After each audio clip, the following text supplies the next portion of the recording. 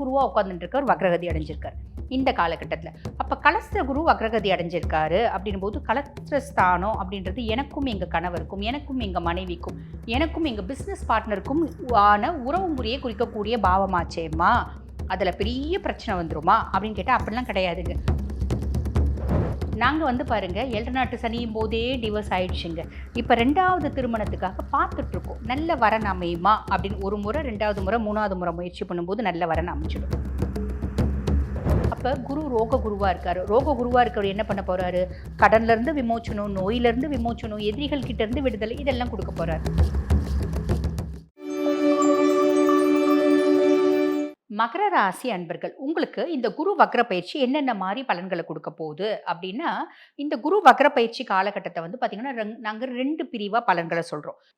பிரிவு வந்து பார்த்தீங்கன்னா நவம்பர் 11 டு டிசம்பர் 5 வரைக்கும் ஃபர்ஸ்ட் ரவுண்டு. அதாவது இது ஃபர்ஸ்ட் பிரிவாக நம்ம எடுத்துக்கலாம். காரணம் என்ன அப்படின்னா, குரு பகவான் கடகத்தில் உச்சம் பெற்று அமர்ந்தவர் வக்ரகதி அடைகிறார்.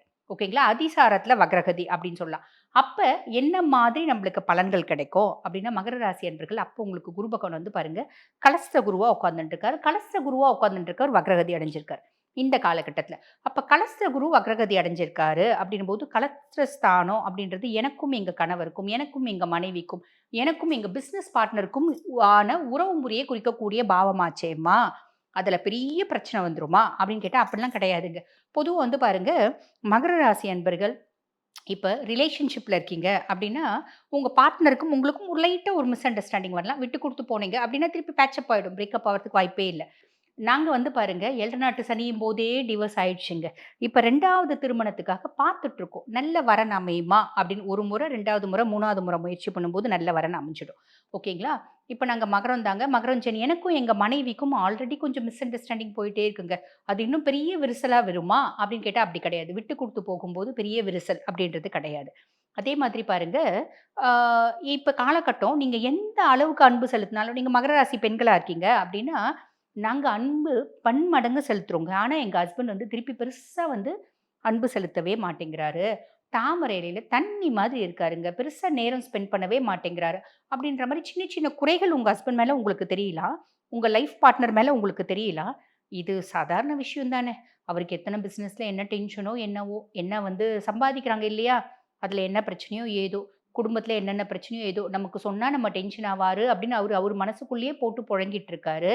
நம்ம பெருசா அவர டிஸ்டர்ப் பண்ணக்கூடாது. கொஞ்சம் ஸ்பேஸ் விட்டா அவரே நம்மளுக்கு மனசு விட்டு பேசுவாரு, சொல்லுவாரு அப்படின்ற மாரி விட்டு குடுத்தா பிரச்சனை இல்ல. ஐய்யய்யோ! என்கிட்ட பேசவே மாட்டேங்கிறார். வேற பொம்பளைகிட்ட யார்கிட்டயோ தொடர்பு இருக்கு. யார்கிட்டயோ அவரு பேசிங்கிறார். யார்கிட்டயோ ஃபோன் பேசுறார் அப்படின்னு ஃபோன நோண்டி பார்க்கறது, சந்தேகப்படுறது, சண்டை போடுறது, இந்த மாரி விஷயம்லாம் பெருசா வந்து நம்ம யோசிக்காம இருந்தாலே போதும். நல்லதே நடக்கும் அப்படின்னு சொல்லலாம். பொதுவா வந்து பாருங்க, குரு உங்களுக்கு லார்ட் ஆஃப் 3 அண்ட் 12. அதாவது இளைய சகோதர தைரியஸ்தானத்துக்கும் அவன் தான் அதிபன். மோட்ச விரயஸ்தானத்துக்கும் அவன் தான் அதிபன். அப்ப நமக்கு வந்து பாருங்க, மகர ராசி அன்பர்கள் வெளிய போலாமா? நம்ம வந்து ஃபாரின் ட்ரிப் போலாமா? தீர்த்த யாத்திரை போலாமா? அதெல்லாம் தோணும். பெரிய லெவல்ல செலவு பண்ணி போறீங்க அப்படின்னா, நம்மளோட வருமானத்துக்கு ஏத்த மாரி செலவு பண்ணுங்க. எனக்கு வருமானம் ரொம்ப கம்மி தாங்க. கடன் வாங்கி நான் வந்து ஃபாரின் டூர் போறேன். அந்த மாரி வேலை அப்படின்றது வேண்டாம். இது மட்டும் ஞாபகம் வச்சுக்கோங்க. இது இந்த 7ஆம் பாவம் அப்படின்றது குடும்பஸ்தானம், மனைவிய குறிக்கிற ஸ்தானம், கணவன குறிக்கிற ஸ்தானம் மட்டும் இல்லைங்க. நம்ம பிசினஸ் பார்ட்னரையும் குறிக்கக்கூடிய ஸ்தானம். அப்ப எங்க பிசினஸ்ல வந்து பாருங்க 3 இன்வெஸ்டர்ஸ் இருக்காங்க. அந்த 3 இன்வெஸ்டர்ஸும் 30 விதத்துல என்ன டென்ஷன் படுத்துறாங்க. நான் என்ன பண்ணட்டும் 300 விதத்துல என்ன டென்ஷன் படுத்துறாங்க. பிசினஸ் அப்டின்னா டென்ஷன் இல்லாம சம்பாதிக்க முடியாது இல்லையா? அப்ப எல்லாரையும் கூப்பிட்டு உட்கார வச்சு இந்த மாரி பண்ணலான்னு இருக்கோம். உங்களோட ஒப்பீனியன் என்ன? உங்களோட ஒப்பீனியன் என்ன? உங்களோட ஒப்பீனியன் என்ன? எந்த ஒப்பீனியன் பெஸ்ட்டா இருக்கோ, அந்த ஒப்பீனியன் பிரகாரம் நம்ம வந்து பிசினஸ நடத்திட்டு போனோம் அப்டின்னா, நம்மளோட ஸ்ட்ரெஸ் லெவல பெருசா குறைக்க முடியும். பார்ட்னர்ஸையும் வந்து பார்த்தீங்கன்னா, ஒரு ஃப்ரீயா வந்து ட்ரீட் பண்ணிக்க முடியும் அப்படின்றத ஞாபகம் வச்சுக்கோங்க. இந்த விஷயத்துல கவனம் அப்படின்றத வச்சுக்கோங்க. நெறைய நேரம் என்ன தோணும் அப்படின்னா, நம்ம இவ்ளோ ஹார்ட் ஒர்க் பண்ணி நம்ம பிசினஸ் பண்றோம். பெருசா லாபமே வரமாட்டேங்குதேய்யா! என்னய்யா பண்றது? இந்த தொழில நம்ம செய்யலாமா? இல்ல மூடிடலாமா? இல்ல இவனுங்க கிட்டலாம் ஓடியாடி ரூ. 10 லாபம் சம்பாதிக்கிறதுக்கு எதுக்கு இவ்ளோ ஓடியாடணும்? நம்ம வேற ஏதாவது தனியா ஏதாவது செஞ்சுக்கலாம். அப்படின்ற மாரியும் தோணும். பெரிய விஷயம் இல்ல. இவ்ளோலாம் ஓடியாடுறது. நாளைக்கு திருப்பி நீங்க ஒரு புது பிசினஸ் செய்றீங்க அப்டின்னா, அதுக்கு ஒரு ஸ்ட்ராங் அஸ்திவாரத்துக்கு இந்த மூளை ஒரு மூலதனமா அமையும். ஸோ, பெருசா அப்டிலாம் யோசிக்க வேண்டாம். சின்ன சின்ன ஒரு இம்பாக்ட்ஸ் அப்டின்றது எல்லா இடத்துலயும் இருக்கு. அத ஓவர் கம் பண்ணா மட்டும் போதுமானது அப்டின்னு சொல்லலாம். இது முற்பகுதி. பிற்பகுதி சொல்லணும் அப்டின்னா, டிசம்பர் மாசம் 5ஆம் தேதியிலருந்து மார்ச் 11, 2026 வரைக்கும் மகரம் உங்களுக்கு குரு வந்து பார்த்தீங்கன்னா, மிதுனத்தில இருக்கார். அப்ப குரு ரோக குருவா இருக்காரு. ரோக குருவா இருக்கவர் என்ன பண்ண போறாரு? கடன்லருந்து விமோச்சனம், நோயிலருந்து விமோச்சனம், எதிரிகள் கிட்ட இருந்து விடுதலை இதெல்லாம் குடுக்க போறாரு. இப்ப வக்ரகதி அடைஞ்சிருக்காரே, அப்ப இவரு வந்து பாருங்க, கடன வந்து கடன்லருந்து விடுதலை குடுக்க மாட்டாரா? விமோச்சனம் குடுக்க மாட்டாரா? அப்டின்லாம் கேட்டா அப்டி கிடையாதுங்க. கடன் நீங்க எங்க கேட்டாலும் கிடைச்சிடும். நீங்க லோன் போட்டீங்களான்னா கிடைச்சிடும். தனிநபர் கடன் கேட்டீங்களான்னா கிடைச்சிடும். பெரிய லெவல்ல கடன் வாங்காதீங்க.